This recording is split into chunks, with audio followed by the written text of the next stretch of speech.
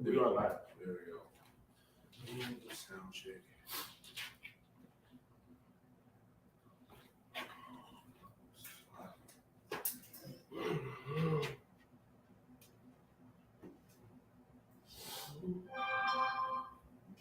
Okay. Is it on West Radio? No, yeah, it's not on there. Okay. Testing. Who that young man? Jay? Yeah, I'm going over easy. Yeah, that's good. What price? Let's see. About a long. It's long. Nah, I'm playing. All right, Shalom is Shalom Bashim Yashab Brakathum to the brother, Shalom Yahal Shema Thub Bashim Yashab to the sisters. We at the ISUPK Israelite School of Universal and Practical Knowledge, started out of 1 West 125th Street, Harlem, New York, under Commander General Yohana. And we've been teaching the truth that all so-called blacks, Latinos, and Native Americans are the true biblical Israelites of the Bible. Right. The devil is the Esau is the devil that the Bible speaks of. Right. We've been doing this since 1969. And we are the only home of the truth, and we are not affiliated with any other Hebrew Israelite group. Right. Anybody. Like if you're not in the school, just I don't want to get off topic, but all I'm gonna say is this. If you are a brother or a sister, and you know that you are an Israelite, if you're not in this school, you're wrong. I'm just leave it at that. Now, with that being said, today's class is going to be about accountability. All right, it's accountability. Now, as God's chosen people, it is very important that we recognize who our enemies are. We all know that Esau the devil. We know that. We know that we don't gain anything from siding with heathen cultures and adopting their cultures and doing what they do. We know this. Right. We know that Esau's constantly attacking us. We know this. Right. However, not only do we need to know who our enemy is, we need to also understand as a nation, as a people, as a culture, we need to hold ourselves accountable for certain things. Because there's certain things you need to know, like don't kill, don't steal, stuff like that, right? Especially if you're in school. If you're in school, right, this should go without saying. Right. This should be like second nature to you. Right. So this class is going to be going on about accountability, and we're going to be going over examples of people in the Bible who were held accountable. And these are people who are greater than you and me. Understand? Mr. Lockett, you got anything before we start? Wow, let's get it. I don't know. That being said, we're going to get started with the prayers. So me and the brother up here only, Amadu, this way just to stand.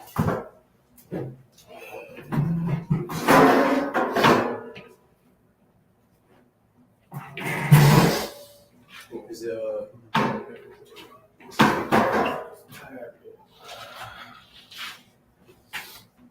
that's cool. Yeah, that's cool.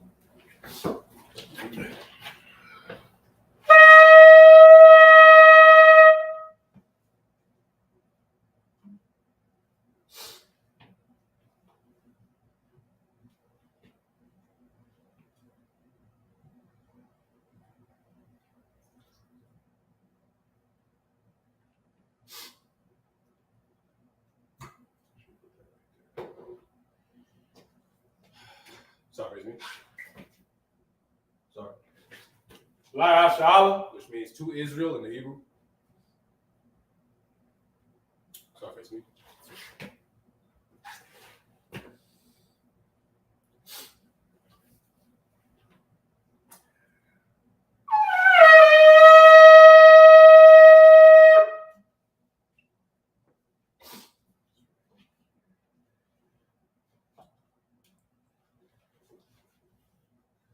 Sorry, it's me. Sorry. All right, Madim Apon Yahakodam, which means to rise or stand and face the east. We're going to begin with the Lord's Prayer in the Hebrew. Sisters, remember to have your heads covered. Brothers, remember to have your heads uncovered. We'll do the prayers and we'll attend the class. And with that being said, the Lord's Prayer in the Hebrew.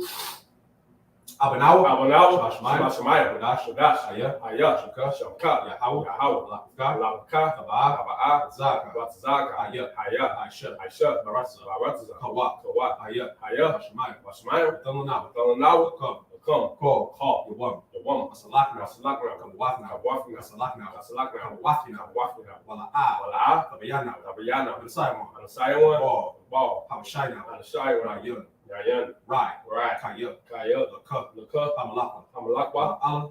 Allah. Wa Tapara. Tapara. Walamyam. Amen. Amen. The Lord's Prayer in English. Our Father, which art in heaven, hallowed be thy name. Hallowed be thy name. Yahweh, Yahweh. thy kingdom come, Thy kingdom come. thy will be Thy done will be done in earth as as it is in heaven. it is in heaven. Give us this day Give us this day our daily bread, our daily bread. and forgive us our debts, Forgive us our debts as we forgive our debtors. as we forgive our And debtors. lead us not Lead us not into temptation, into temptation, but deliver us but deliver from us evil. evil. For thine is the kingdom, Thine is the kingdom and the power, and the power and the glory, and the glory forever. forever. So be it. So be it. Amen. Bakak, which is the power of the Hebrew, Yahweh, Yahweh, Hashem, Masham, Yahushai, Yahushai, Babakashah, Yahushai, Lathanlanawa, Lamanawa, Bakak, Akat, Bakak, Akat, Rapa'ah, Rapa'ah, Call, Call, Bakalah, Makalat, Call, Call, Manawa, Manawa, Bakak, Akat, Atahar, that's hard. Ha, I, Matazuraya, Matazarayim, Bakak, Kat, Laquaya, Naquire, Amatya, Amatra, Bakak, Akat, Al, Ow, Bakawa, Nakawat, Atama Allah, Tama Allah, Gashun, Garshun, Bashum, Basham, Yahushai, Yahushai, Fuwara, No water, Amen. Amen. The power in the English, Yahweh, Yahweh, in the name of Yahweh in Shai. the name of Yahushai, Please give us the power. please give us the The power, power to heal the power to heal all manner of sickness all manner of sickness, and all manner of disease. and all manner of disease, The power to cleanse the the leper. power to cleanse the lepers, The power to raise the the power dead. to raise the dead, The power against unclean the spirits. power against unclean spirits, To cast them out. to cast them In out. the name of Yahweh In Shai. the name of Yahushai, Thank you. thank you. So be it. So be it. This is the blessings. In Hebrew, Barakatah Yahweh, Barakatah Yahweh. Wa Yahweh Wa Shai, Yahweh Shai. Wa Mayaka Wa Allah, Maka Allah. Wa Lahayim, Wa Lahayim. Atazab Ya'ah, Matazab Ya'ah. Alawak Yahana, Halawak Yahana. Ha'alawak Yahana, Halawak. Hasaranya, Hasaranya. Ha'kwatazayoya, Hakwasa Yoyo. Haka Yayoya, Haka Yoyo. Waha'akwafya, Waha Wa'aki. Yahweh, Yahweh. Ba'ashem, Hashem. Yahushai, Yahweh Shai. the water. The water. Amen. Amen. The blessings in the English. Bless you, Yahweh. Bless you, Yahweh, And Yahweh Shai. and Yahushai, And Michael. and Michael, And the angels. and the angels, Commanding General Yohana. Manager The Yohana, generals. generals, The captains. captains, The officers. officers, The troopers. troopers, And the sisters. and the sisters. Yahweh. Yahweh, In the name of Yahweh in the Shai. name of Yahushai. Thank you. Thank you. So be it. So be it. Psalms 21 in the Hebrew. Asha'ah, Asha'ah. Ayanya, Ayanya. All, All. Ahoyim, Mahoyim. Mayon, Mayon. Yaba'ah, Yaba'ah. Zoya, Zoya. Zoya, Zoya. Ma'ayin, Ma'ayin. Yahweh, Yahweh. Aisha, Mashal. Shemayim, Shemayim. Mawatzah, Baratza. Mayathan, Mayatan. Watts, Watts. Zalka, Gog. All, All. Yerawam, Yelawam. Shemorka, Shemorka. Anah, Anat. La'ah, La'ah. Yerawam, Yelawam. Wala'ah, Wala'ah. Yeshud, Aishan. Shemor, Shamar. Asha'alah, Asha'ala. Yahweh, Yahweh. Shemorka, Shemorka. Yahweh, Yahweh. Zalka, Zog. Yad, Ayad. Yamka, Yamka. Malamam, Malamam. Hashemash, Hashmat. La'ah, La'ah. Yakakah, Kakakah. Myrak, Barak. La'illah, Wa'ala. Yahweh, Yahweh. Shemorka, Ashmarka. Kol, Call. Rai, Right. Hashemor, Rashmar. Athnapashka, Askapashka. Yahweh, Yahweh. Shemor, Shamar. After, Sons of Abka. After, Wabu Abka. my duck, My duck. I I will love. belong. Psalms 121 in the English. I will lift up mine eyes into the hills. I will lift up my eyes to the hills. From whence cometh my help? From whence cometh my help? My help My cometh help, from the Lord, my help comes from the Lord, which made heaven and earth. which made heaven and earth. He will not suffer thy foot to be moved. He will not suffer thy foot to be moved. He that keepeth thee He that keepeth thee will not slumber. will not slumber. Behold, Behold, he that keepeth he Israel that keepeth shall Israel neither slumber shall neither slumber nor sleep. nor sleep. The Lord is thy keeper. The Lord is thy keeper. The Lord is thy shade upon thy right The hand. Lord is thy shade upon thy right The hand. sun shall not smite thee by day, The sun shall not smite thee by day, nor the moon by night. nor the moon by night. The Lord shall preserve thee The Lord shall preserve thee from all evil. from all He evil. shall preserve thy soul. He shall preserve thy soul. The Lord shall preserve thy going out The Lord shall preserve thy going out and thy coming in and thy coming in. from this time forth From this time forth and even and even forevermore. forevermore. This is Psalms 83 in the Hebrew. Alahayim. Alahayim. All. All. Damayalakah. Damayalakah. All. All. Rash. Shakarash. All. All. Sorry. Ashakwat. Dashakwat. All. All. Kayahana. Kayahana. Awayebyaka. Awanyamyaka. Yahama. Yahma. Yawan. The one. Ra'ash. Ra'ash. Al. Al. Amka. Amaka. Ya'ayam. Ya'ayma. Sawada. Sawada. Waita. Laita. Yatazawa. Tazawa. Al. Al. Tazapawanyaka. Tazawanyamyaka. Amorwa. Amor. Lakawa. Nakawa. Rakakir. Malakwatu.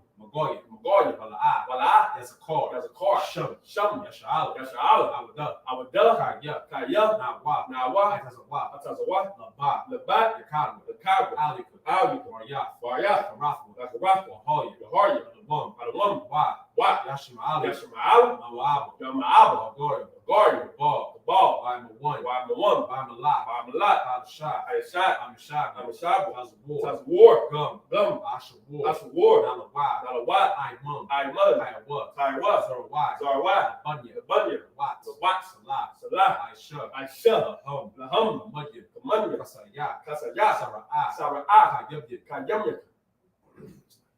Banakal. Banakal. Payashwan. Kashwan. Nashamawat. Shamawat. Bayan. Bayan. Darat. Darat. Hayawat. Hayawat. Daman. Daman. La'adama. Ba'adama. Shayatamba. Sayatamba. Nadat. Nadat. Yamawat. Yamawat. Kairab. Kairab. Kaza'aba. Hazaba. Kazabat. Kazabat. Kazamanai. Zamanai. Call. Call. Nasayakamwa. Nasakamwa. Ashar. Ashar. Marwa. Marwa. Yarashah. Narashah. Nanawat. Manawat.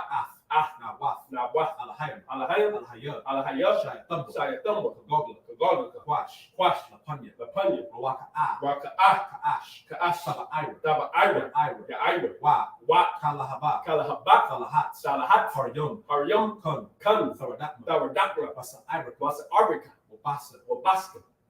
Wapafka. Wapaka. Tabahalam. Dabahalam. Mala'a. Mala'ah. Panyahum. Payaham. Palawan. Palawam. Waya. Waya. Washwat. Kwashwa. Shamka. Shamka. Hawa. Yahawa. Bashwa. Yabashwa. Waya. Waya. Wahawa. Wahawa. Eye to eye. Eye. Waya. Waya. Parwa. Parwa. Waya. Waya. Badwa. Bawa. Waya. Waya. Daiwa. Dayawa. Kaya. Kaya. Atha. Atha. Shamka. Shamka. Yahawa. Yahawa. Baka. Labaka. Alyawan. Ayawan. Alcohol. Alcohol. Harazah. Harazah.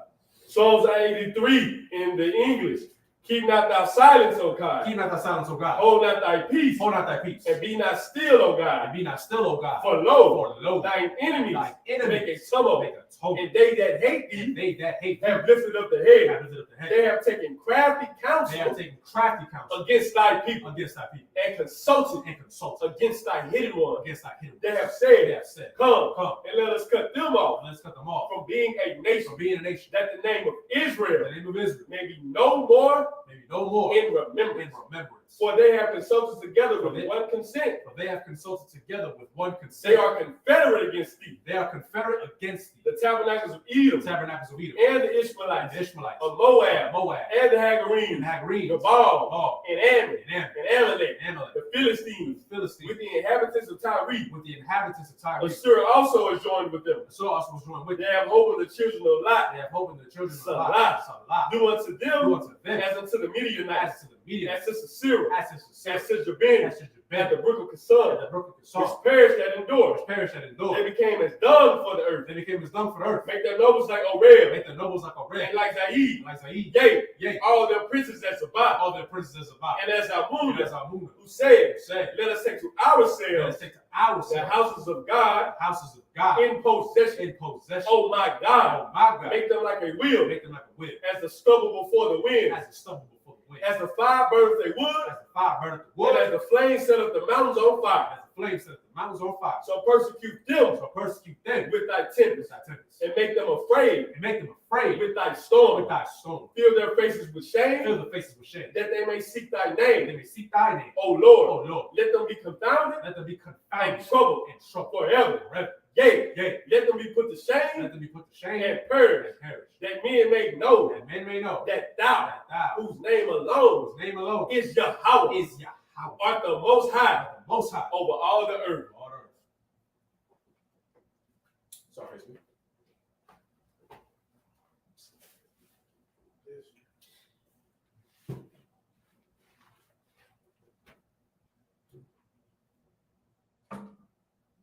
All right, maybe seated. All right, so we're going to be starting from the book of 2 Samuel. We're going to be starting at chapter 11. For those of y'all who don't already know, in Sabbath service, we're going to go over the first 7 verses in the Hebrew, and then we go over the rest of the breakdown in the English. So I'm going to be starting in the book of 2 Samuel, chapter 11, verse 1. Waya Yahweh Lafashad na ba'af hashad na'ah La'if, Taza'af, Ka Labayum, Washa La'ach. Let me see. Let's see. Dawada. So like Dawada, Af, Ya sorry, Yawa'ab, Ya'ath, Abadya, Ima, Ya'af, Ka'al, Yashala, Washa Kafya, Af, Kanya, Imad, Yataza Ra'a, Raba'a, let's see, Yada, Ya'ad, Yasha'ab, Karasha La'am, Ka Yahweh, La'if,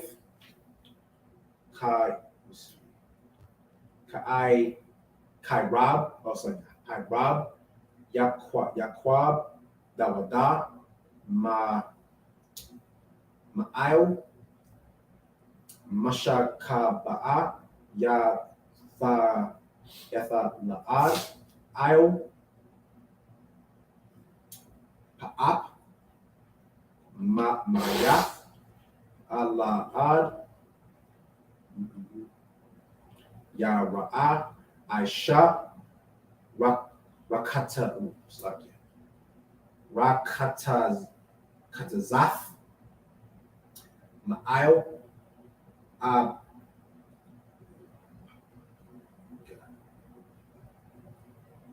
Ga'ag, Yasha'a, La'a, Mara'a, Ma'ad, Yashala'ath, Dawada, Yadara'ash, La Sha'a, Yama'a, Hala'a,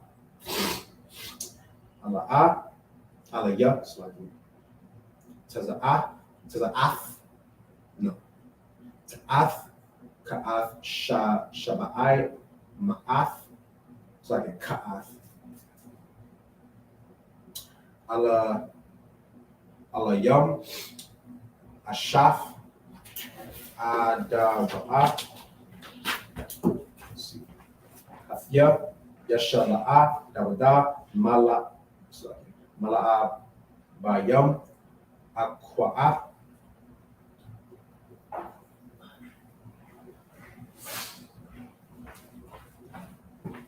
Yatawa'ah, Ala'ah, Ashaba'ah, Ba'a, Ashaya'a, Matha Kwa Dashath, Mata Sa'a, Itha Sha'ab, All Katha'a, Yatha Har, Yathahar, Sha'a, Yathashala'ach, Yatha'ad, Ladawada, Athama'ad, Hara, and Ya'ab, Wayashala'ah, Wada, or Yawa'ab, Shala'ach, Aliyah, Af, Abra'ah, Hakayath, Yashala'ach, Yawa'ab, Af, Abra'ah, or Rabada, Yama'ah, Adaya'ah, Aliyah, Yasha'ol, Dawada, Lashalayam, Arab, Yalashalayam, Ha'aim, Yalashalayam,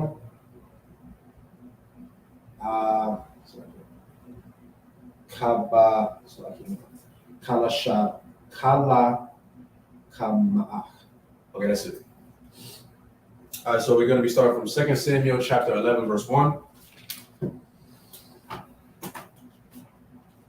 This is the book of 2 Samuel. Now, you wild, sir. 11 and verse 1. And it came to pass, after the year was expired, at the time when kings go forth to battle, that David sent Joab and his servants with him and all Israel, and they destroyed the children of Ammon and besieged Rabbah. But David tarried still at Jerusalem. Verse 2. And it came to pass in an evening tide that David arose from off his bed and walked upon the roof of the king's house. And from the roof he saw a woman washing herself. And the woman was very beautiful to look upon. And David sent and inquired after the woman. And one said, is not this Bathsheba, the daughter of Eliam, the wife of Uriah the Hittite? It says she's the what? The wife. The what? The wife. The wife of Uriah the Hittite. So this is a woman, just to give you context, right? King David. Now, we talk a lot about King David. I hear about King David quite often. He's probably one of the most famous kings out of the Bible, other than Solomon. So his father. Yeah. So David was a brother who was at one time that was after the Most High's own heart. For those of y'all who don't know, David in the Hebrew, you probably heard me say it a couple times, is Dawadah. Dawadah in the Hebrew actually translates to beloved or beloved. So that's a pretty righteous name. You think so? That's a righteous name. The lineage, the seed of David is the kingdom. Right. Christ is of the lineage of David. There's a reason for that. So it all comes together, right? So this is a very great man, not just because of power and he can fight and stuff, but this is a very great man in the eyes of the Lord. Right. But let's read it from the top of verse 3 one more time. The book of 2 Samuel chapter 11 verse 3. And David sent and inquired after the woman, and one said, is not this Bathsheba, the daughter of Eliam, the wife of Uriah the Hittite? So this is David, and he's, think of it like this. You got your crib, right? Put it from like a brother's aspect. This is a brother, but say you at the crib, right? You chilling, minding your business. You just happen to look out the window. Yep. Look out the window real quick, and you got a neighbor. And this sister is absolutely beautiful. And she just hopped out the shower. Look, I'm sorry for being so vulgar. We all adults here. I'm just telling you like it is. She hopped out the shower. She catch your eye. You're like, oh, yeah. So now, what does David do? He like, hey, fetch me this woman. Crazy. But during this time, he was answered and said, it was stated that this is Bathsheba, who is the wife of Uriah the Hittite. Now, Uriah was not an Israelite, but you got to remember this for y'all fake Israelites out there. It doesn't matter, okay? If a sister is married, even though I know we hate to see our women with other nations, if she is married, whether it be a brother or a heathen, she is a wife. So this person told David, like, hey, ain't that Uriah's old girl? That's his rib. So let's keep reading. What does David do after this? If I could. In verse 4, and David sent messengers and took her, and she came in unto him, and he lay with her. He says he did what? And he lay with her. Oh, so he had sex with somebody else's wife. Y'all, okay. See, y'all already know thou shalt not commit adultery, right? Right. Now, we know that adultery for a man is sleeping with another man's wife. Even if it is a heathen, it doesn't matter. That was still somebody's wife. Right. So, keep reading. And she came in unto him, and he lay with her, for she was purified from her uncleanness, and she returned unto her house. So, this is how you know this is a black book. Come on. This was a sneaky link. David had a sneaky link with Bathsheba. And she went along with it. She didn't have to go. This is also something for sisters. Right? Man, come on. So this is for something. I'm gonna get to the whole. We want to talk about the whole thing, right? We got time today. Yeah, we got time. So now this is twofold. You know how you heard that saying, "It takes two to tango."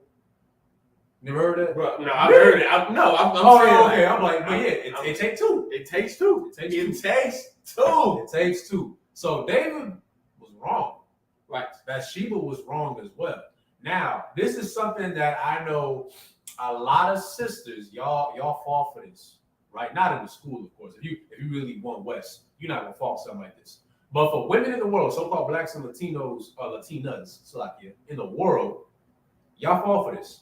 Y'all will have a man. This reminds me one. Matter of fact, I hate going it up. Hey, don't bring it up. The whole thing was, I know it's some time passed, but it's still being talked about.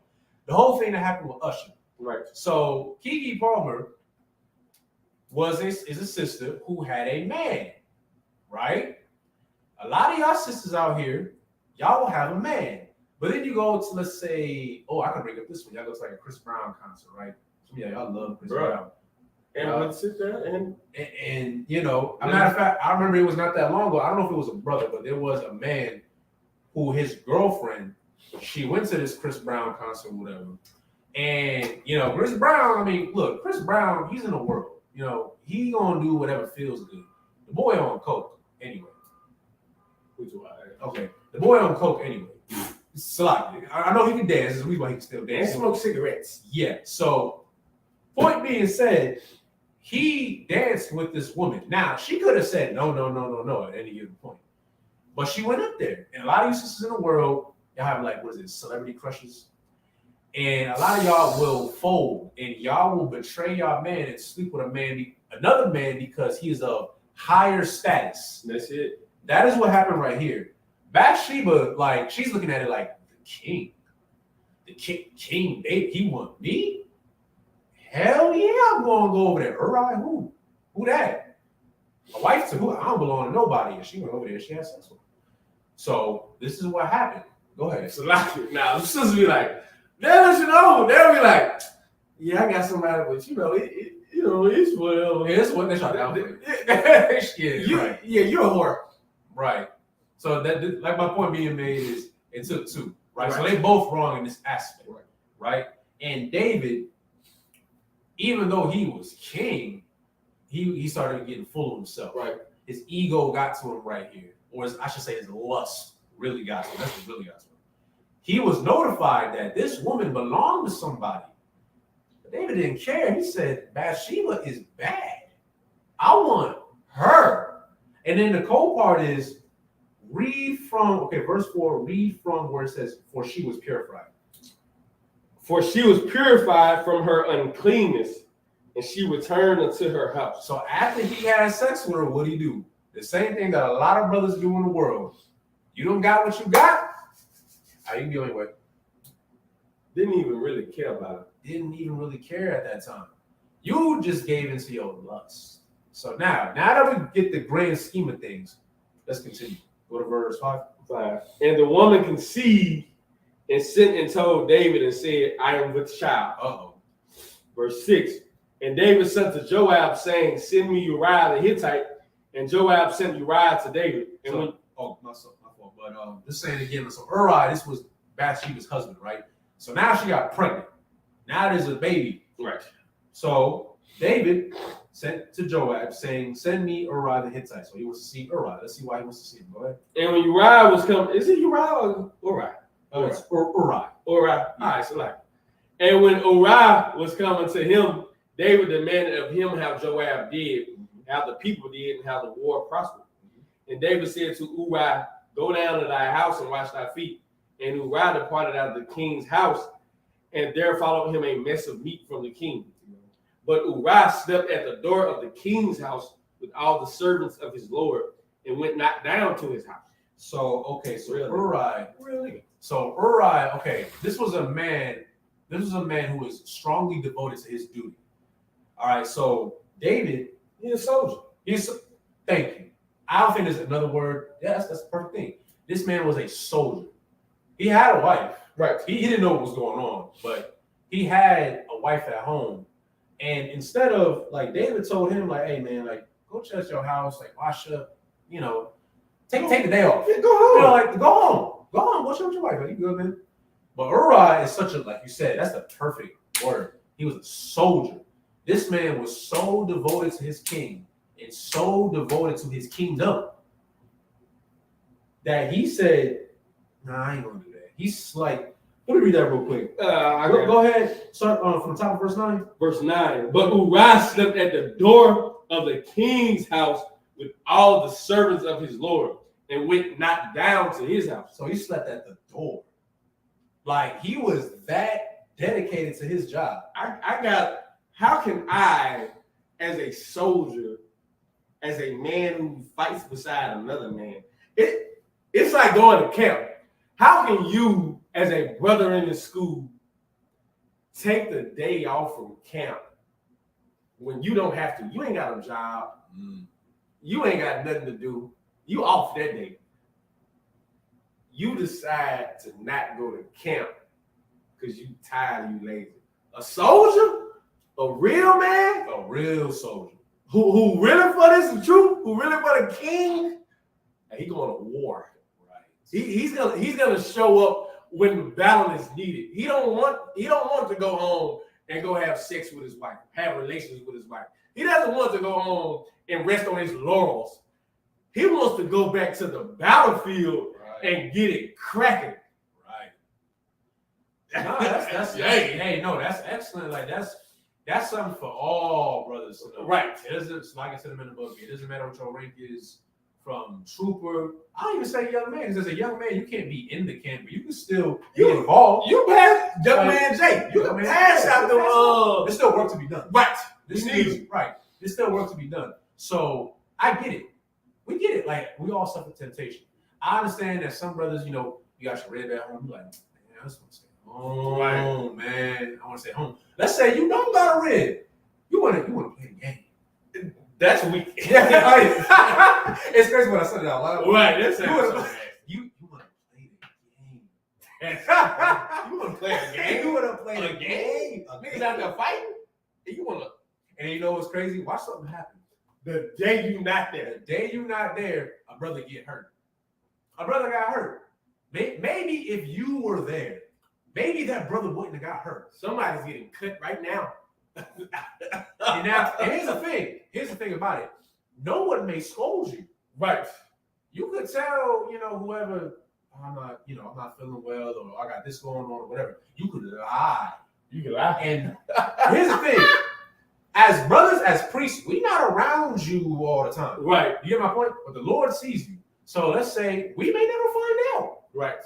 We may never find out. Your captain may never find out. Nobody knows, but the Lord knows.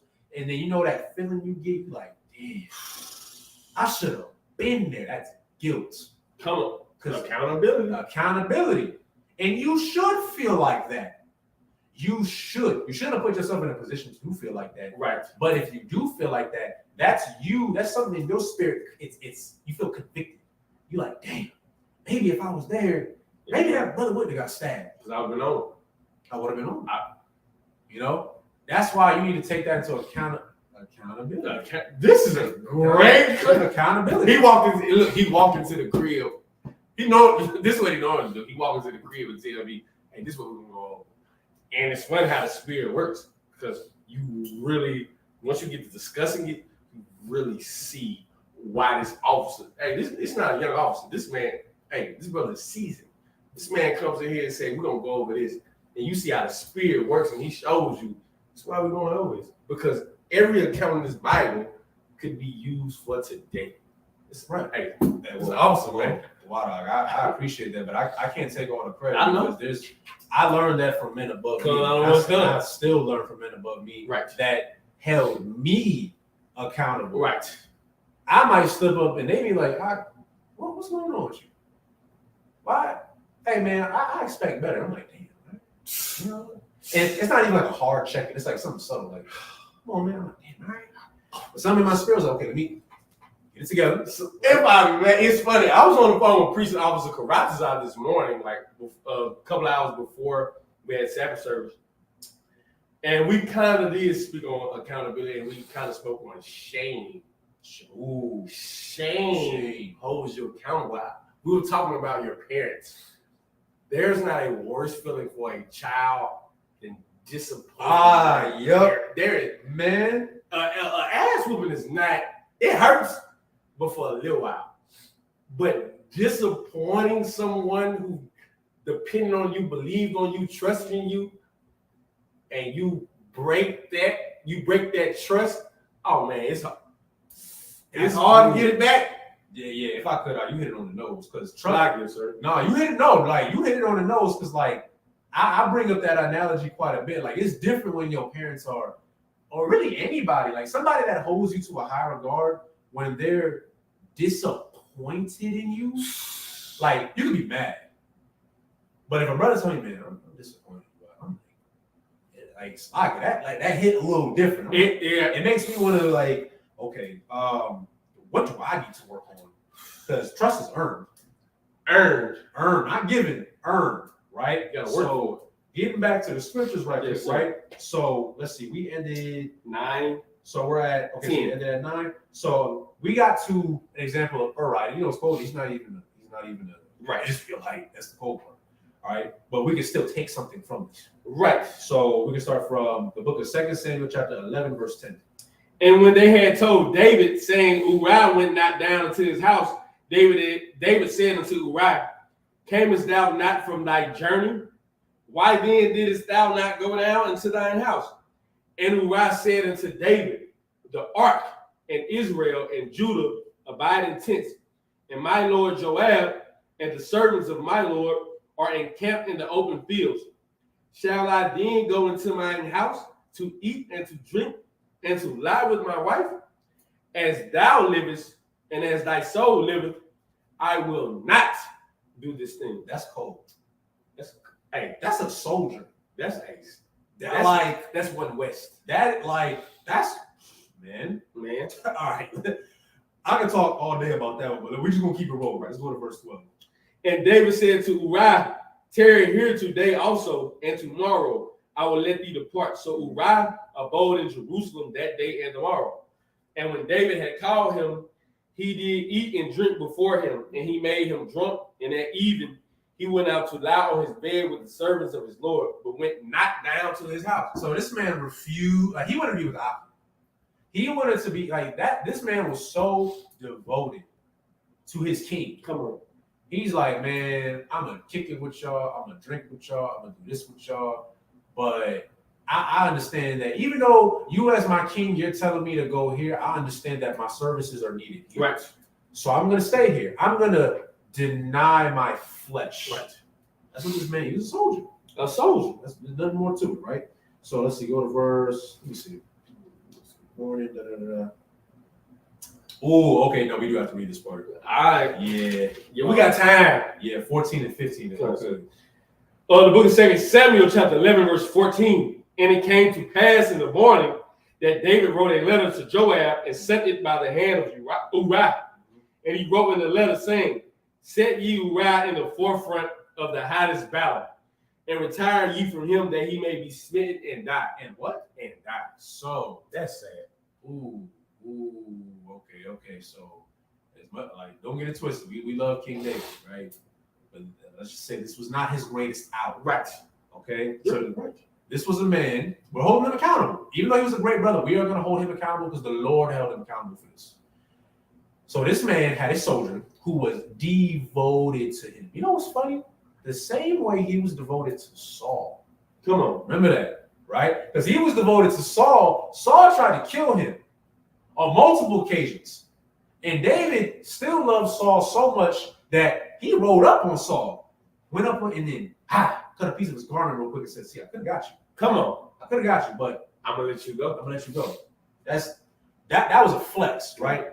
So this same man grew up. He became king, a way better king at that. But sadly, this is not his greatest hour. So Uriah was a man who was devoted to him. And now he's giving orders saying, okay, I want Uriah in the forefront. Because if he's in the forefront, he's going to die. This is all going to come full circle. You're probably wondering why is he telling him to do this? It seems like such an evil thing, and it is. It's a very evil thing to do.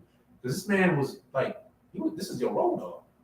He really about that life, and you about to get him killed, but let's read why this is being done. So let's see, you can go to verse 16. And it came to pass when Joab observed the city that he assigned Uriah into a place where he knew that valiant men were.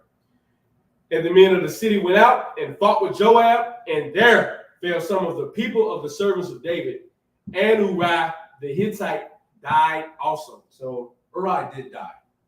He died. Keep going.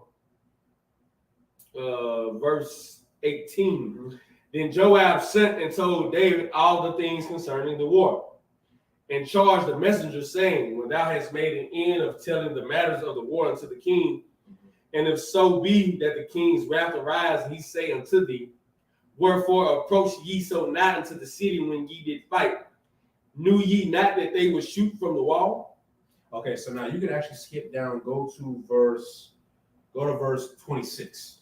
And when the wife of Uriah heard that Uriah, her husband, was dead, she mourned for her husband. So she found out that her husband died. Now you care about it. Now you're crying. Go ahead. I know you want to say something. Go ahead. This is a common story. This is a real common story. And not exactly in this light, but in the light of you sisters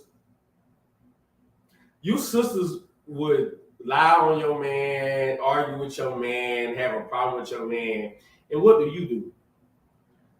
You will call your brothers or your cousins or your family members and lie and say that this man hit you, even if he did, regardless. You probably hit him first. You don't want to get punched back in the face, but you hit him first anyway. Whatever happened, you lie and tell your relatives, and guess what they do? They come up and they get into a fight with your man. Mm-hmm. It might not go so well for your relatives, because that man probably can fight. And then that man dies. That man is unalive, he loses his life. And now you're mourning. You sisters would cry over a man that you claim you care about, but you put him in that position to get unalive. Accountability. I personally know this story. I have a cousin. His name was Smurf. It's crazy. His name was Smurf. Woman he was dealing with kind of set him up on the same type of time. Not with physical violence, because he didn't do any domestic violence to her, but he was set up in a way that she got him unalive through gossiping and lying on him, and she decided to show up to the funeral, and she crying and hooping and hollering. But this is on you. She held no accountability to it. Now she's just sad. Bathsheba at this point is looking like, I'm sad for my husband to die. Are you really sad? You cheated on him, and actually you committed adultery. That's a harder word than cheating. You committed adultery, and you have a child by the king in your womb. Are you really sad? Are you really sad? That's just something to think about. Exactly. If you really loved them, you would have never slept with David. That love is action.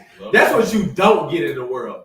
That's what you don't understand about love and belief. You say these words all day long. I love this. I love you. I believe in this. I believe you. But your actions don't show it. You can't say this is for you fellas too. You can't say you love your woman and you treat her like crap. Right. You do not love her. Your woman is not your slave. She is your helpmate. Your woman is not somebody you can put your hands on. You don't love that woman. Your woman is not a woman that you lie to and go have sex with other women behind her back and give her an STD. Yeah, you don't love her. You sisters, you don't love your man if you entertaining other men. Right. Just the thought of entertaining. There's so many times that you could stop before it leads to actual adultery. You meet the man, you could have not given him your number. You could have not took his drink. You could have not met up with him at that hotel. These are things you should take accountability of yourself. Everything that's going on in your life is your fault. You don't love that man. If you love that man, you wouldn't do the things you do. You wouldn't talk to him the way you talk to him. You wouldn't belittle him just because you're angry. You wouldn't downplay his emotional needs as a man when he say he needs something from you. You wouldn't downplay that. You wouldn't call him out his name. You wouldn't talk bad about him in front of his children. Your brother's the same way. You wouldn't do that if you actually love that woman. The things you do to that woman does not show her that you love her. Sister, the things you do to that man does not show him that you love him, because love and belief is an action verb. Remember that. I digress. Nah, I want to say you pretty much brought up every single point that I was going to bring up. Like, Because one West. One mind, one body. Like my point being is everything that this brother just said. If you wasn't paying attention, everything that he said is 100% correct. Love is an action. This woman, you crying because your husband died now, but you wasn't crying when David. That's why I said it earlier. It takes two. There are women who actually get sexually assaulted. Right. And then there are women who entertain, like you say. Right. She didn't have to go to the king's house. Right. She could have said no. You didn't have to have a conversation with him.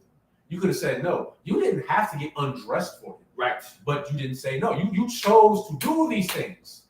So for you to sit here and cry now, because now he's dead, now you're sorry. Right. Now, and sadly, this does happen a lot in our communities. It happens a lot in the ghetto. This happens a lot when, you might have beef, like you said, you might have beef with your man or whatever, or vice versa, and then you get so emotional and so upset that you start bad mouthing and telling whoever, and then next thing you know, that causes problems for him. They beat him up, things pop off because he's going to defend himself. He dies. Now oh my gosh, he was such a great person. It's like, well, if he was that great, why'd you do that? Right. All right. And this is also an example. Granted, yes, I do understand that Uri was a heathen, but we're still going to use this in an aspect of brotherhood because this was a soldier who did serve under David, and it was still wrong regardless if he was a heathen or not. Right. This was a man who was, I would say, brotherly towards David. And David did him wrong. Right. He did him very, very wrong. He got this man killed. And I'm going to tell you why he got this man killed, just so we can get to the next part, right? The reason why he got that man killed is because he knew what he did was wrong. It wasn't just on some, well, you had sex with Bathsheba, which is already wrong. Right. You had sex with her and you got her pregnant. Now there's evidence. There's a child on the way. So now, I know this part I also want to go over because you might have skipped over this part. There was a reason why David kept telling Uri to go and be with his wife and be home. They know. Because he was persuading him, like, go home, because if you're home with your wife, what you want to do? You're going to have sex with her. Right. So when that child were to come, now it could be like, ooh, this is so sad. This happens a lot. It's 42% of children that are born in the United States of America, when they go get it, when men actually go get it, like, what is it, paternity test? That child is not theirs. That's almost half. And this is a perfect example of that. He wanted Uri to go have sex with her after he had sex with her, and Bathsheba would have went along with it. Right. It's like how she went along with having sex with him. And if that child were to be born now, it's, we have a beautiful baby, boy, girl, whatever. Not realizing that was never your child. He did it to cover it up. That's the point we're trying to get to. He did it to cover it up. So when he realized that, Uri not having sex with her, what the best thing was to do? Kill him. That way, you want to know why? I have to bring up this precept. Go. It's the one where, let's see.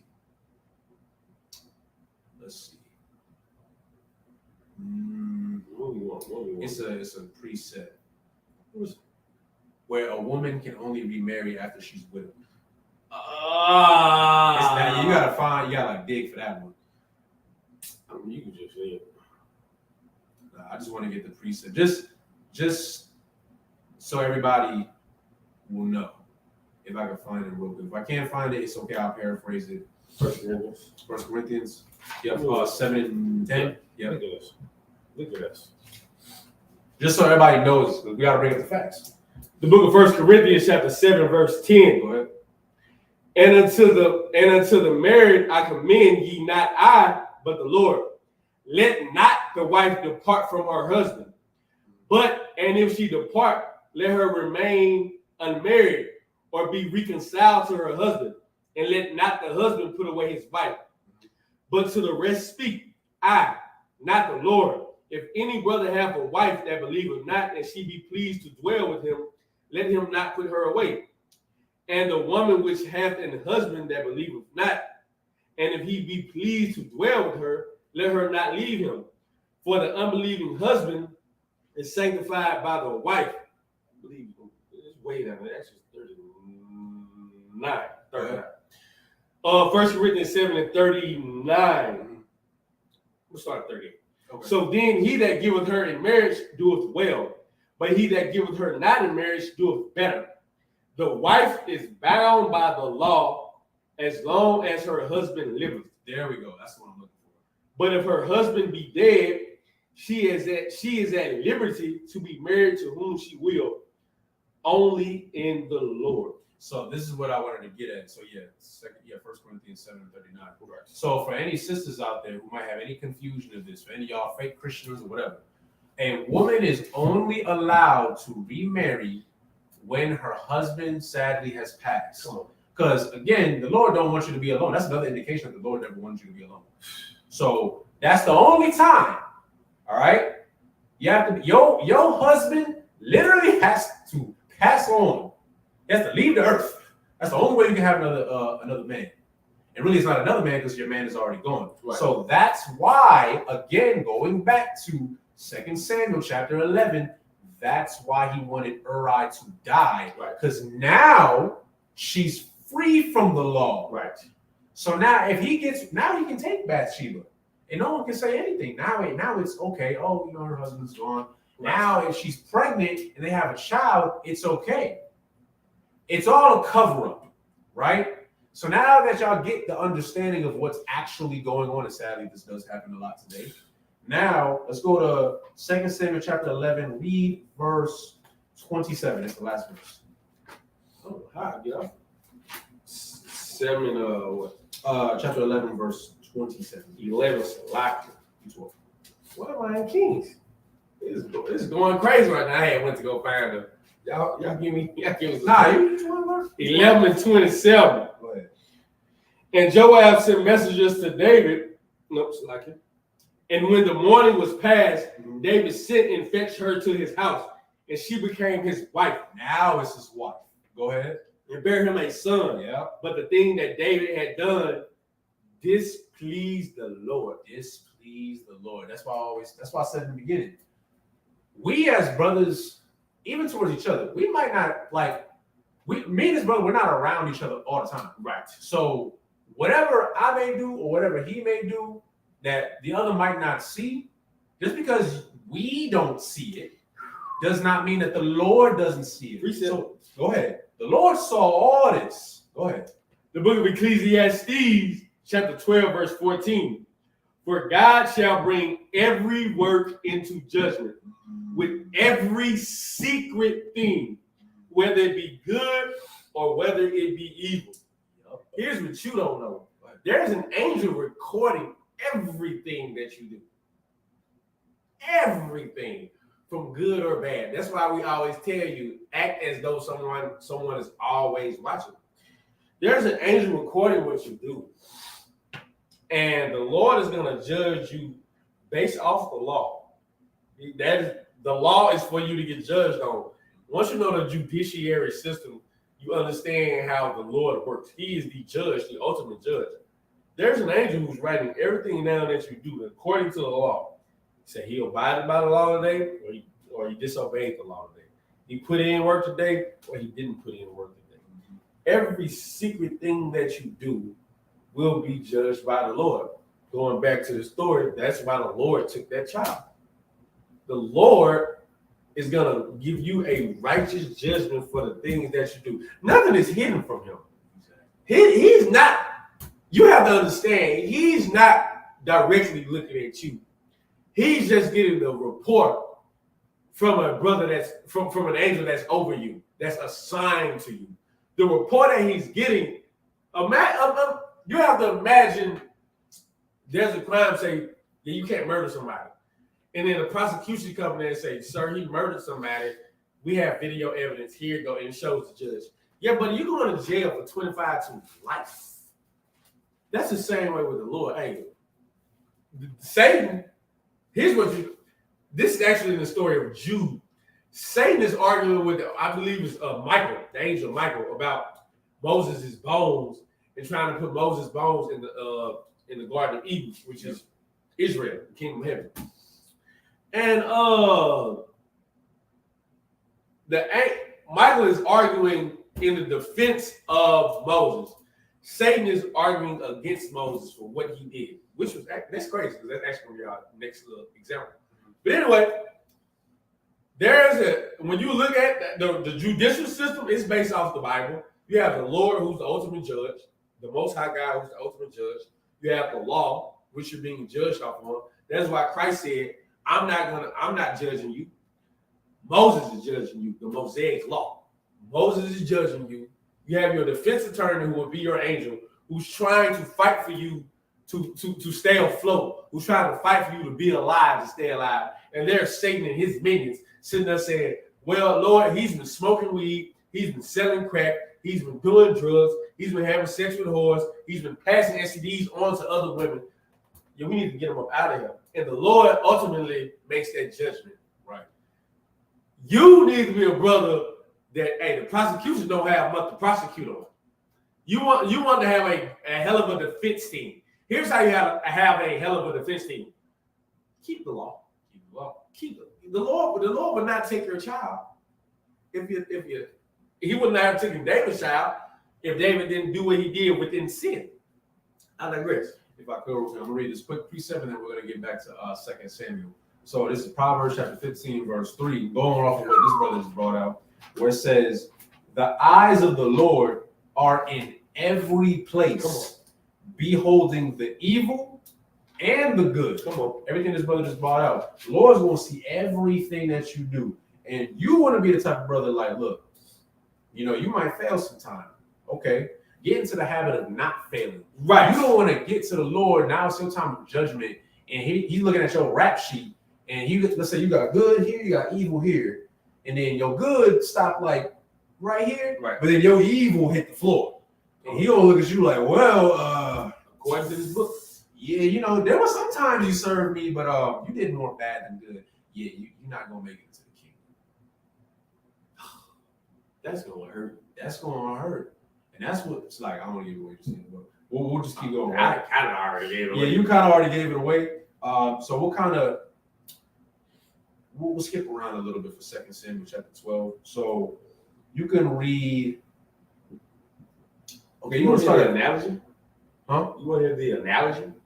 What, verse 9? No, 12 through it's like 1 through 5. You can do 1 through 5, and then you can stop at 5, and then we'll go after that. The book of 2 Samuel chapter 12, verse 1. And the Lord sent Nathan unto David, and he came unto him and said unto him, there were 2 men in one city, the one rich and the other poor. The rich man had exceeding many flocks and herds, but the poor man had nothing, save one little ewe lamb, which he had bought and nourished up. And it grew up together with him and with his children. It did eat of his own meat, and drank of his own cup, and lay in his bosom, and was unto him as a daughter. And there came a traveler unto the rich man, and he spared to take of his own flock and of his own herd, to dress for the wayfaring man that was coming to him, but took the poor man's lamb, and dressed it for the man that was come to him. And David's anger was greatly kindled against the man. And he said to Nathan, as the Lord liveth, the man that have done this thing shall surely die. Okay, so we'll stop right there real quick. Okay, so there's a reason why David is angry. David is angry because of the injustice, or that's not the word I'm looking for. The lack of consideration towards the poor man. Right? Because the poor man, how can I say this? They're very inconsiderate to him, right? He raised up a lamb as if it was his own child. That's all he had. That's all he had. He didn't have much, right? But the rich man got everything. The rich man has everything. So it's like, why take from the poor man when he has so little? Right. When yet you've been blessed and you're so rich. Right. Keep that in mind, right? So anybody who has a heart, who has compassion, right, who has empathy, right, you can resonate with this. Like, man, like there's people who don't have it as good as you. Right. And you take you might go to Skid Row. That one brother or sister, all they got is one pair of clothes, Right. if that, in a box that they sleep under. And you take their box away. You take their blanket away. That's all they had. That's the only thing that keeps them warm during winter. And you take that away from them, you're evil. You should be ashamed of yourself. You should be ashamed of yourself. So now I can understand why David would be upset. Right. But let's keep reading to verse 6. Verse 6, and he shall restore the land fourfold because he did this thing and because he had no pity. He had no pity. Keep reading now. And Nathan said to David, Uh-huh. Thou art the man. Thou art the man. He said, you're the man. What does that mean? Keep going. Thus saith the Lord God of Israel, I anointed thee king over Israel, and I delivered thee out of the hand of Saul. Keep going. And I gave thee thy master's house and thy master's wives unto thy bosom. Yep. And gave thee the house of Israel. I don't want to skip over that. Go ahead. And I gave thee thy master's house and thy master's wives, plural, unto thy bosom. You're a man with many mansions. You're a man with big old houses, a lot of money, a lot of riches, and multiple wives, multiple women. And you decide to go sleep with a man's wife, a man who has nothing except a beautiful woman. That's all he has. That is his greatest accomplishment, having this fine young tenderoni, this fine young thing, and you take that away from him. And his life. And his life. Keep going. And gave thee the house of Israel and of Judah, and if that had been too little, I would moreover have given unto thee such and such things. So again, the rich man, like you said, this is a man who had everything. He had, look at it in today's aspects. We don't have palaces now. But he had an army. He had acres of land. A country, really. He had power. He had respect. He had women. Soldiers that was willing to die for him. Soldiers that were willing to deny their own wife for him. Sleeping at your doorstep. And then the look like, this is Nathan, speaking to David. But you gotta understand, this is coming from the Lord, though. He was the messenger, right? He was the messenger. And again, this is a side note. This just goes to show yet again that every single time that there is a prophet who serves under the Most High, just say it. Just throw it out there. But getting back to this, look, The king has to go to the prophet. king. It's no different from what happened with Saul. Saul had to answer to a prophet. Yep. Samuel was the prophet that Saul had to go through. David is the prophet that is talking to this. Crazy. There's a power structure throughout all this, right? And, I don't want to skip this part too. Go ahead. And if that had been too little, Right. I would moreover have given unto thee such and such things. The Lord is saying, I've given you all of this that'll make any man happy. But if that was not enough, I would have given you more. Mm-hmm. But yet you still decided for that. It wasn't enough. You had everything and you still chose to take from somebody else who had so little. Right. So that analogy that we were going over, here's the thing.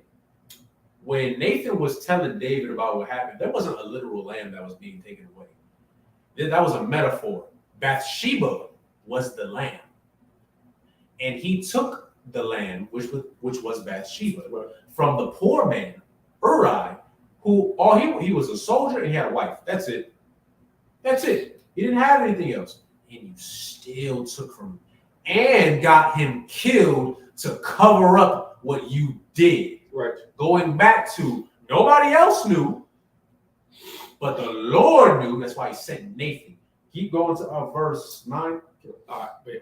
Wherefore hast thou despised the commandment of the Lord to do evil in his sight? Thou hast killed Uriah the Hittite with the sword, and hast taken his wife to be thy wife, and hast slain him with the sword of the children of Ammon. 13. You go 13 years. And David said unto Nathan, I have sinned against the Lord. And Nathan said unto David, the Lord also have put away thy sin. Thou shalt not die. Hold on, Salagia. Before you say something, Yes, read verse 14. Howbeit, Uh-huh. because by this deed thou hast given great occasion to the enemies of the Lord to bless you, the child also that is born unto thee shall surely die. So, go ahead. Yeah, this is righteous judgment. What people in the world they call karma, that's taken away from the Lord. What people call Mother Earth, you take away from the Lord. It's really the Lord. Karma is righteous judgment. Hey man, you do evil, evil shit come upon you. It's what it is. That is what, when you read the book of Job, that is what his friends were telling him as well. You do things in the sight of the Lord, and the Lord has to punish you. You have to ask yourself, what am I doing wrong? If something is happening against you, I normally ask myself, what am I doing wrong? How can I fix this situation? Right. That's what counsel comes in here. That's what having brothers come in here. You have to take hold and responsibility and accountability of the actions that you do. Because, like the scriptures say, because just doesn't come speedily, you want to exceed your sin, you want to do more and more wickedness. Because it doesn't come speedily. But here's what you're doing. You're just adding up the crimes, and then one day you keep laying them eggs. Them chickens gotta come hatch, my boy. Yeah. It's the way the Lord set it up. If you do righteous amongst the Lord will save you. The Lord will bless you. Right. If you do wicked and evil amongst the Lord, what should he do then? You answer that. Don't let us answer it. You answer that. You do you do evil in the sight of the Lord. What shall the Lord do to you? Exactly. But that's the whole point, right? And to dive into even more, that's why I wanted you to read verse 14, because Lord spared David. Spared him. Because he recognized, like, you know what, man, I have sinned against the Most High. So he humbled himself for a moment and realized that what he did was wrong. So the Lord wasn't going to kill David. But then it says in verse 14, howbeit, in today's terms, however, but because of what you did, this is the consequence now. Now you might not perish, but your child is going to perish. Meaning, again, what? The Lord is going to hold you accountable for what you have done. You took somebody else's life. So I'm going to take somebody else's life as well. Right. It's just not going to be you. I'm going to let you live. And I'm going to let you live with the guilt of what you did that you may never forget. Right. And, just to wrap it up, right? I will need to slide it. Ooh. But my point being is, David was punished. Slide me.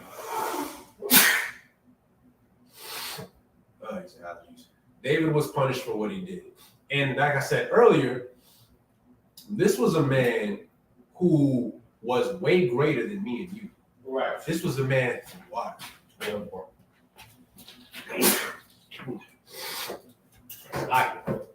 This is a man that was greater than me and you. Greater than me, greater than this brother, greater than all these brothers that you see today. Right. But even though he was so great, that don't matter. Don't matter. You still, you can do a million things right. Once you start doing wrong, the Lord is going to check you. Right. There's so many, we talk about it all the time. Solomon, we already know the most famous part about him, which is sad. This is most of what people know him for. You know what? That's crazy. But this is a brother who was one of the wisest brothers in the Bible. Right. But you want to know what people keep bringing up? Is failure. Keep that in mind. That's how, but sadly, that is how it works. Right. You can do a million things right. Once you start effing up, that's all it's. Now it's going to be like, wait a minute, yeah, you did this, that, and third. What about this? Right. And that's what happened with Solomon. Solomon lost the kingdom. He was great. He was wise, and he humbled himself. And with all that wisdom, you still chose lust. Right. And because of what you did, and because you sinned, you lost the kingdom. Same thing with Samson. Same thing. Oh, Salakia. Now we can finally get to another one. Moses. I believe it's Numbers 20 and 11. Numbers 20 and 11. We don't got to read the whole thing, but I can give you the context of it. Right. So before we even get there, this is the time when Moses and Aaron were sent into Egypt to get us out of Egypt because we were in captivity. Y'all can read all throughout Exodus about that when Pharaoh continuously hardened his heart and, he didn't want to let us go. But eventually Moses and Aaron, they got us out of there. Now, read, I believe it's Numbers 20 and 11. Bakasha. The book of Numbers, chapter 20, verse 11. Mm-hmm. And Moses lifted up his hand, and with his rod he smote the rock twice. And the water came out abundantly, and the congregation drank, and their beasts also. And the Lord spake unto Moses and Aaron, because ye believe me not to sanctify me in the eyes of the children of Israel, therefore ye shall not bring this congregation into the land which I have given them. So, long story short, right? I would have you read a couple verses above, but I can just go over it real quick. I believe it's like verse 7. Yeah. Long story short, the Lord told Moses to speak to the rock. Right.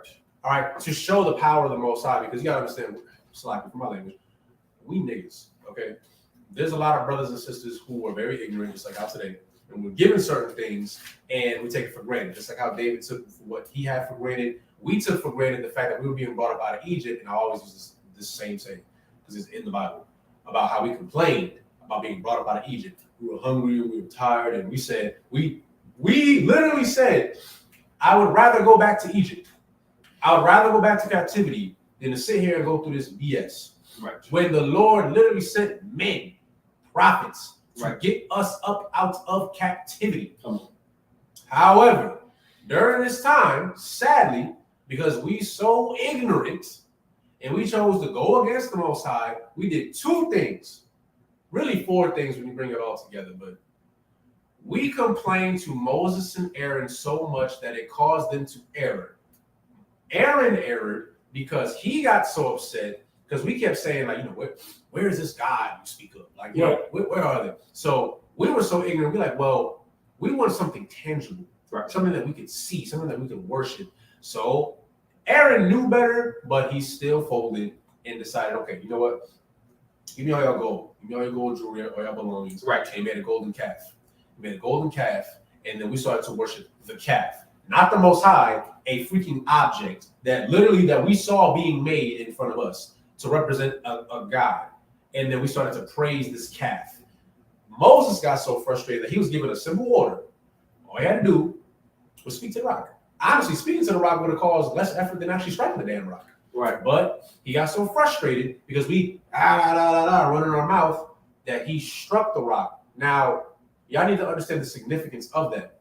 By him striking the rock and us looking for a power to follow, we looked at it like, oh, Moses struck the rock. Right.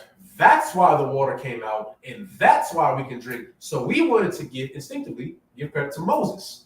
That was the problem. Because what really was supposed to happen was we were supposed to give credit to the Most High. Right.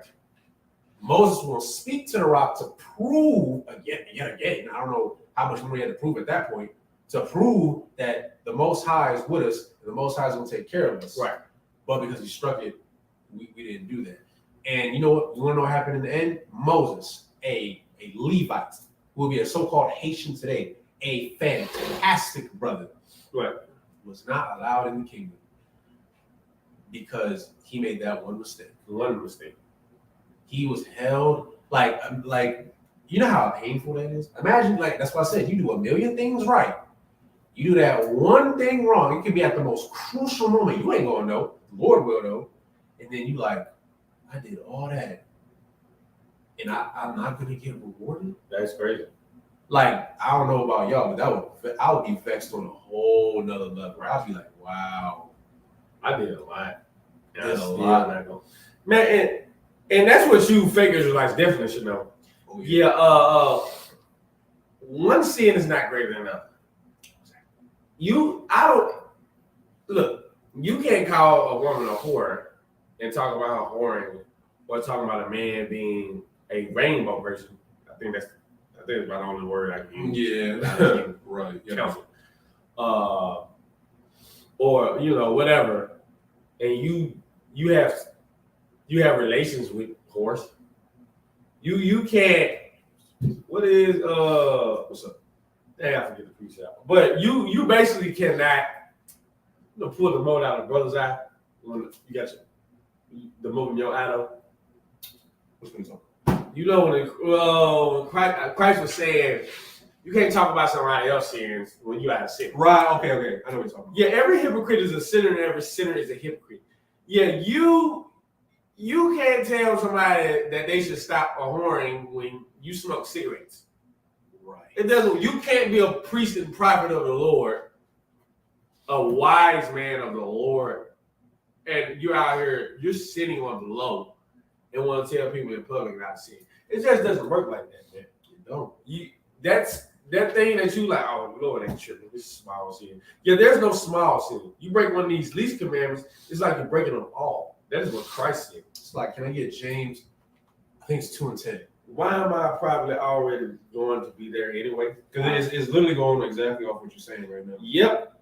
Go ahead. The book of James, chapter 2, verse 10. For whosoever shall keep the whole law and yet offend in one point, he is guilty of all. Meaning, again, what this brother just said, it's like, I don't want to cut you off, but what he just said is this is biblical. We didn't make this stuff up. Like he said, you cannot, as a brother, as a priest, you want to be a priest or you're already a priest, you cannot sit here and say, you shouldn't entertain whores, but then you having sex with women on the low or buying prostitutes on the low. And, because we don't know. Right. The Lord knows. Well, how do you think the Lord going to look at you? He's going to look at you like, how dare you? Right. You're a hypocrite. And like you said, one sin is not greater than the other. You might not be a whoremonger. Right. You might be a devoted husband and, you do all your duties, but you're a liar. Right. And you lie and you lie and you lie and you lie. You lie to get out of camp. You lie to get out of doing certain duties. You lie to your wife. You lie to the occupant. You just lie. And it gets to a point like, okay, yeah, you don't do all this other stuff, but you're a liar. You're still sinning. Right. Or let's say you're not a liar, but you actually, all of it really can go towards lying when you think about it realistically.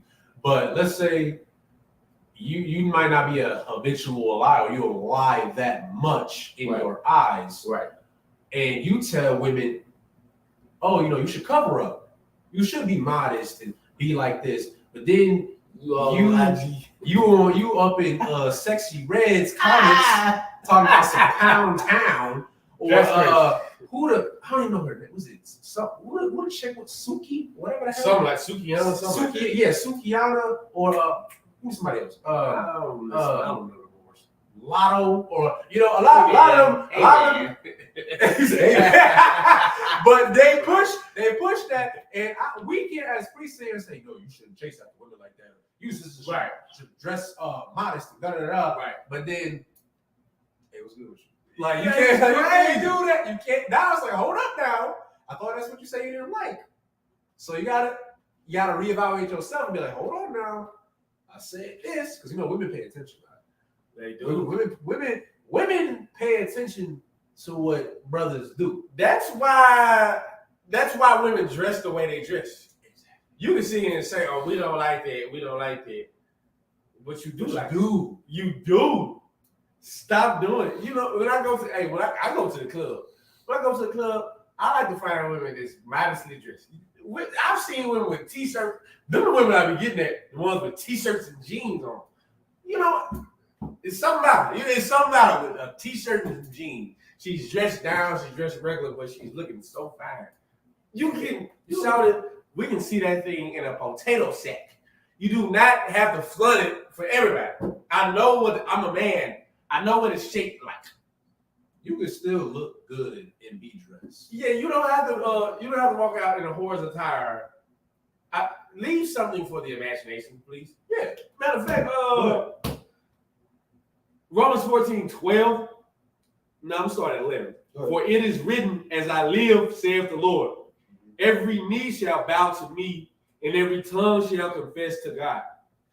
So then what are we confessing? So then every one of us shall give account of himself to God. Accountability is the class topic. Everything you do, you will have to give account of. It is being written down. And Lord, he might just sit around and ask you, so what was you doing this time? What happened right here? Why did you do this? Why did you do that? Be in an interrogation room. Have you been in an interrogation room? It's not pleasant. It's not. It's cold as hell in there. And you know you're about to go to jail. That's why you need a lawyer. That lawyer should be your angel, and that angel should say, hey, look, Lord, this brother did this. You should have a great record instead of running there with so many crimes. How do I want to put this? Go ahead. I don't want this just to be about us taking accountability. You heathens, you other nations, you have to take accountability too. Mm-hmm. That is why Christ is coming back. To judge you righteously. To hold you accountable. Accountable for what you have done. Everybody gets held accountable. You can't tell me I'm racist. I love everybody. I love everybody so much. I want everybody to be treated equally. I want you to be held accountable for the things that you do, the same way we have been held accountable for the things that we've done. Our fathers sinned. They are not here, though, to pay for the sins. Guess who are? Guess who we are? Your father sinned. Matter of fact, you're still sinning. But you ain't sinning like they sin. But you should be held accountable the same way we've been held accountable. Revelation 13:9. He that hath an ear, let him hear. Who have lead to captivity shall go into captivity. Accountability. He that killeth with the sword must be killed with the sword. Accountability. I'm not. This is not our own words. John the Revelator wrote that down in Revelation. I didn't write this down. I'm just recounting what John said. I'm just recounting what Christ said, what Paul said, what Nathan said, what Samuel said, what the Lord said. Righteous judgment, you will be held accountable. Every single time. And that's why, just to wrap it up, and I'm glad you brought that point up too, this applies to everybody. This is why we get out on the street and we preach and we tell the truth, even though the truth may be ugly sometimes. Right. Galatians 4:16. How have I become your enemy because I told you the truth? Come on. That's why y'all get upset when we say Esau is the devil that the Bible speaks. Right. Or we say, oh, you white people, you did this, and that. And it's like you get upset because it's like, well, worry about yourself. I'll level with you. Yeah. As a community, yes, we should put ourselves in check for a lot of things. That's why we're here right now. Right. Me and this brother, just like many brothers before us, have decided to hold ourselves accountable. Right. And we realize, going back to James 2:11 and down, where I'll just read an example real quick. Second James, James chapter 2, verse 11, going from verse 10, right? For he that said, do not commit adultery, said also, do not kill.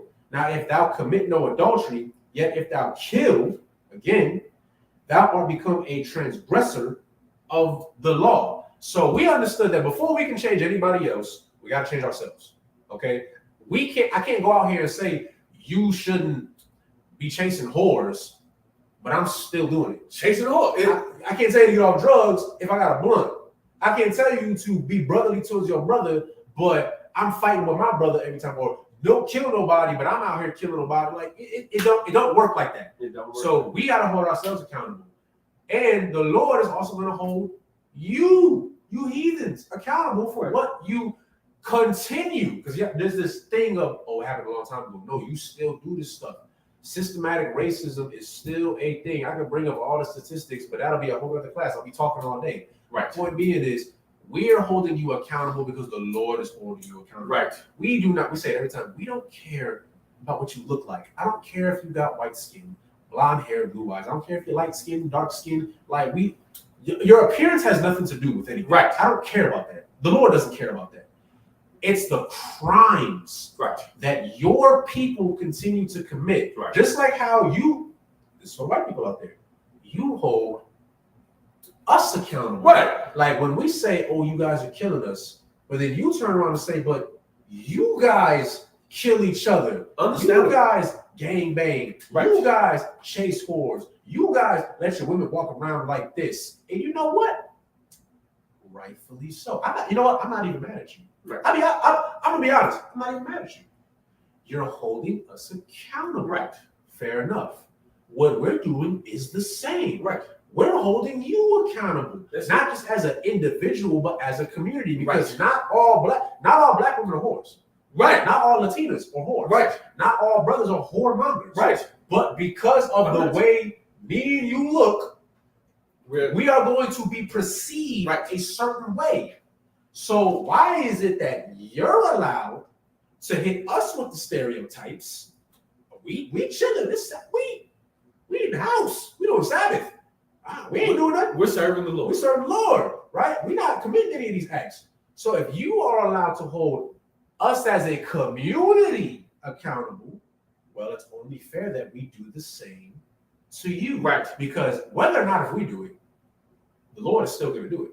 And guess what? He's been doing it this whole time. Like the brother just brought up, our forefathers have sinned. That's why we were put in captivity. Right. That's why we're here today, because we didn't obey the law. We chose to do everything else. So eventually the Lord was like, okay, you know what? Slavery. Right. Slavery. And now we're here. And now we don't speak our natural language anymore. We lost our culture. We got this is why we're here, because us as our ancestors' descendants are being held accountable. And the same is for you. You might have not owned slaves. Right. Good for you, Mr. White Man. But guess what? Your great-granddaddy did. Right. You, white woman, you might have not lied on a black man to get him killed. Good for you, Miss White Lady. But there are plenty of women just like you who do that. Right. You might have not put drugs into our communities. Right. Good for you. But there's plenty of your people who do this type of stuff.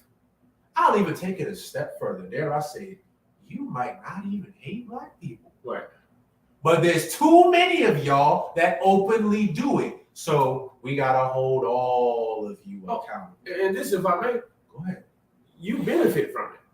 Exactly. That's the thing. You benefit from it. Why we read Psalms 83 every Sabbath. Every Sabbath we read Psalms 83. It tells us about how everyone is confederate against us. They said, "Come, let us cut them off from being a nation, that the name of Israel shall be no more in remembrance." You benefit off us not knowing who we are. You benefit off us being last fire, first hire. I mean, last hire, first fire. You benefit off us going to prison. You benefit off us. Your country rolls off of the judiciary system that we are subjective to from growing up in the neighborhoods that we grew up in. Right. Your people put drugs in our neighborhood. You benefit off it. Our sons and our daughters go to your schools and build those schools up. How? With our athleticism.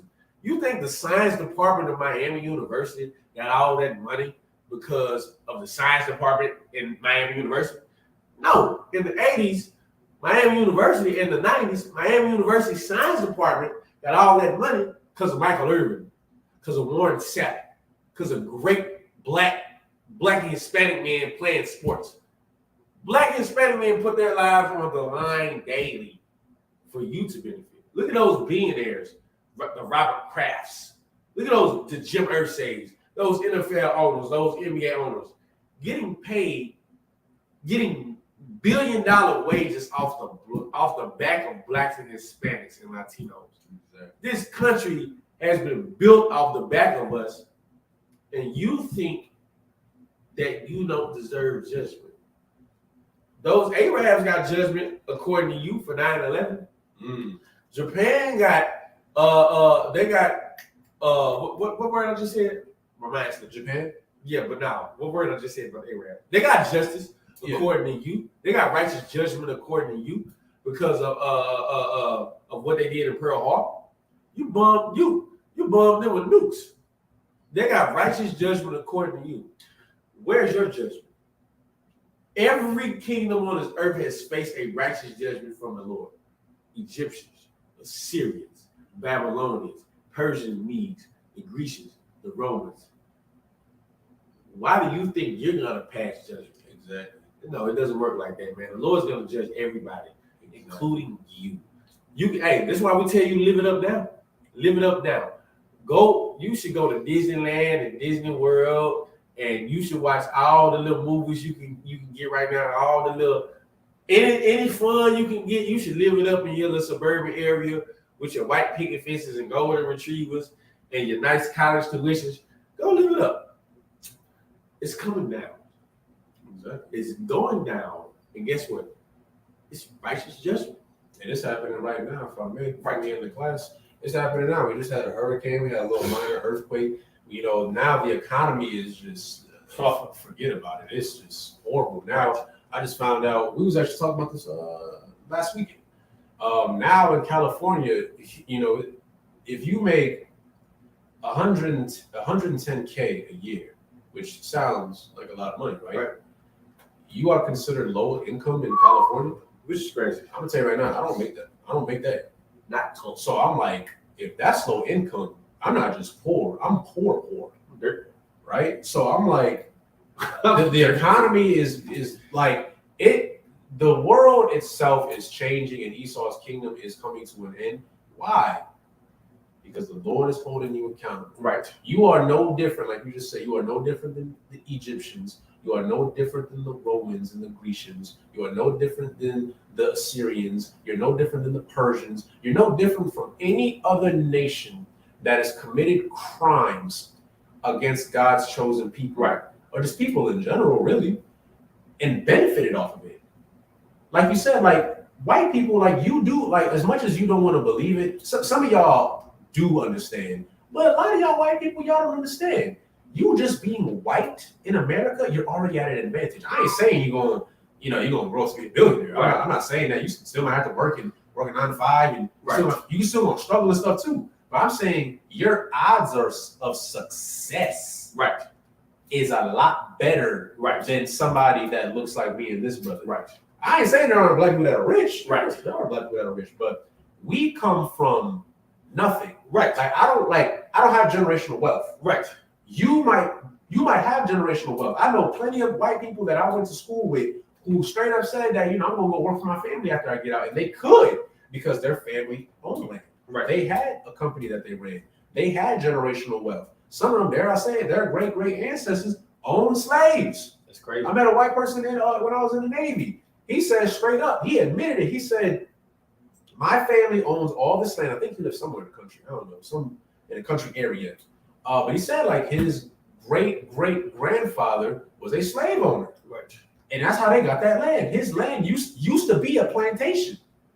And he said, and he admitted that even though it was a horrible thing and he's sad about it and stuff, he'd be lying if he said that he didn't benefit off of what his great-great-grandfather did. Right.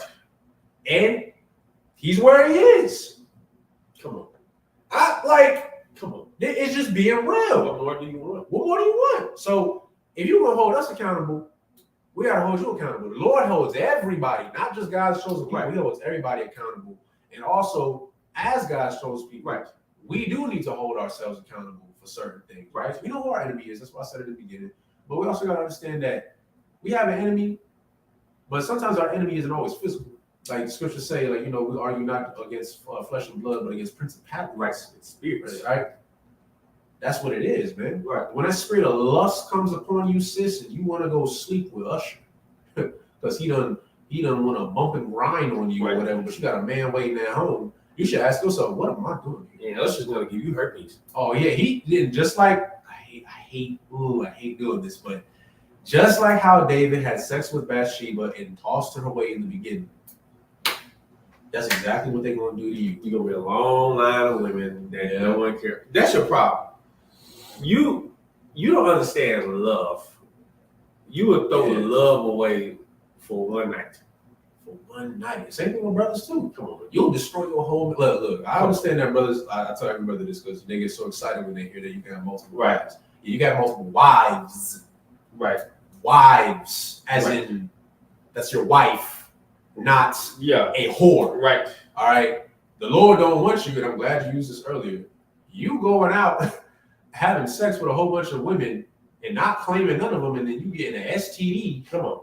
And then you come back home, because a lot of these STDs don't pop up until later. You don't have any symptoms till later. Then you give it to your wife, and now she confused because she's like, wait, I don't even sleeping with you.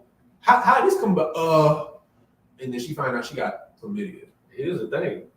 Yeah, the wife don't know because she out here sleeping with somebody else anyway. Probably. Hey, you know. Hold on. Let me touch this point before we leave, if I may. Black people should not believe this. White people tell you, just like you, because I was thinking about it when you said the guy had slaves, his great grandfather had slaves, he benefited of it. Right.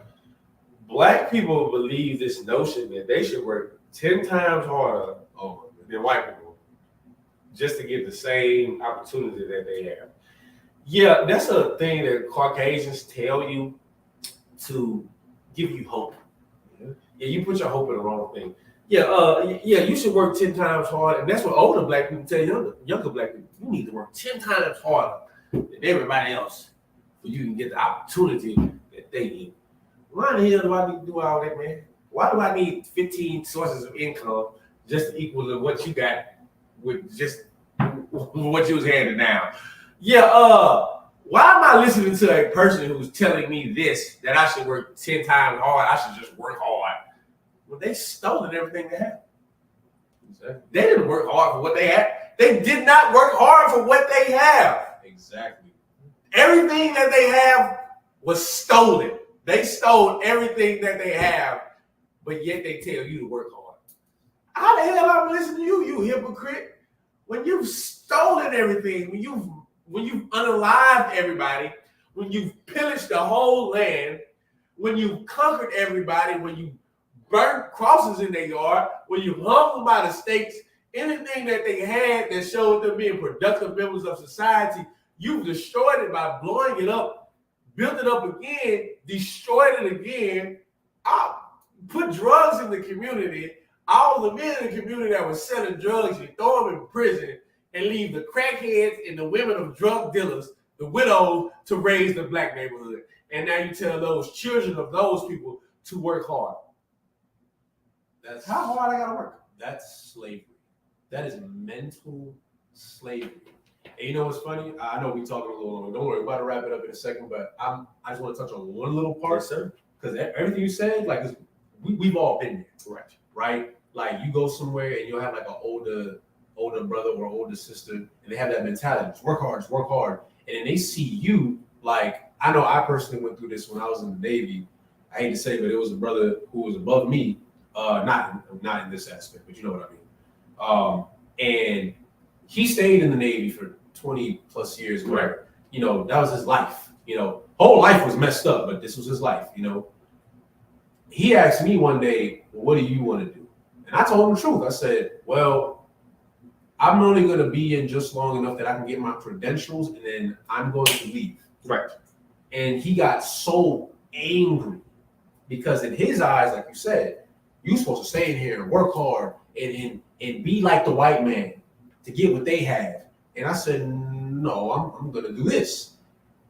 And he was upset and treated me like garbage after that. There was a lot of other brothers who had the same mentality as I did, and he hated it and talked down to us, demeaned us, all this stuff, because we didn't have that mentality, like you say, of, well, we just going to work hard, we're going to climb the ranks. We understood even at that age, like, that's not how the society is. Right, man. That's not like most blacks and Latinos that join the military, they don't really join because they love America. Right, that's not it. They join because they want the benefits. They're poor. They're poor. Matter of fact, most recruiting stations are in the ghetto. Come on, man. They go for us. They come to the black. Look, the colleges don't even send recruiters to the black schools. The military is sending their recruiters to the black schools and tell you all the benefits of what you can get, because they know you don't have no benefits anyway, because your next door neighbor, mother and father is on crack, your cousin is on crack, your brother's in jail, your brother just got murdered, your father's out the house. Hey, we're just gonna send some recruiter there and make their life sound so wonderful. That's a trap. It's a trap. They want you to stay in. We don't like me and his brother. You already know we've been in before, so we know, we understand. There's plenty of other brothers that can tell you the same thing. My whole point being is, that is a form of mental slavery. You know, you just gotta work hard, you gotta work hard. And it's like, it's not like that. Like, yeah, like you'll waste your time telling your son and your daughter to work hard, but you're not teaching them to be a good person. You're not telling them, oh, you should stop doing drugs. Like I know Blacks and Latinos who are above me in the military who were still secretly on drugs, who were alcoholics, who were beating their wives, raping their kids, like all that stuff. So they don't teach you that. They don't teach you any of that, but that's cool because that's what we're here to do. Right. We're here to teach you the truth and to tell you that you are supposed to hold yourself accountable for your actions. Because if you don't hold yourself accountable, the Lord is going to do it. And He does see every little thing you do. So if you have that feeling of, you know what, maybe I shouldn't be here, or maybe I shouldn't do this, or you know what, I kind of felt bad for doing that. Yeah. You hang on to that. Hang on to that. Hey, nothing fixes a person more than shame. Yes. You know, slut shaming. Yeah, we should bring that back. Absolutely. You should be shamed for smoking. You should be shamed for selling drugs. Have you seen? This is what I don't understand. I don't mean to stay too long, but when we own it, have we not seen what drug addiction has done to the ghetto and the barrios since the late 70s, 80s? We've seen crack in the 80s. We've seen the addiction. We've seen heroin, what it's done to brothers and sisters after the Vietnam War. So we got the heroin epidemic after the Vietnam War. You had the crack epidemic of the 80s. Now you have the weed and opioid addiction or fentanyl. Do you see what's going on? How can you, as a Black person, take drugs, knowing what drugs have done to your community? How can you, as a Black person, sell drugs? As a Hispanic person, sell drugs? As a Native American, sell drugs when you've seen what it has done to your community? When you've seen the generations prior to you, and you go and do it again? Yeah, that is why your judgment is to always be in the ghetto. That's why the ghetto does not get fixed, because of you. Not because of the Lord. The Lord, if it was the Lord's way, the will of God is for you to serve Him and keep the commandments. That is the will of God. Literally. You live on your own will. The Caucasians, whatever Esau's will is, that is what you do. And that is why you continue to fail over and over and over again. And that's why you're being judged over and over. You ever hear the what's the line? Every time I take one step forward, I take two steps back. Yep. Yeah, that's what you're doing. That's your righteous judgment. Every time you give your money, guess what? You gotta pay child support because you made a poor decision. You gotta pay lawyers because you made a poor decision. You gotta bail somebody out or bail yourself out because you made a poor decision. Everything you do is a poor decision. That's why when I came here, I figured it out. I shouldn't be a man that makes my own decision because it doesn't work for me. I don't make my own decisions. Yeah, I let brothers over me make my decisions. I let Obadiah, I let John, Matthew, Mark, Luke, Paul, Christ, Elijah, Elisha, Joshua, Moses, Noah. I let them make the decisions for me. Whatever they did, I do. Because here's what I know. Judgment is coming. Right. I digress. Yep, it'll come when you least expect it. Right. So with that being said, I hope everybody thoroughly understands the meaning of this class. For everybody that tuned in, the water, if you haven't already, please like, share, and subscribe. And with that being said, we're going to be ending the class. And shalom. Shalom.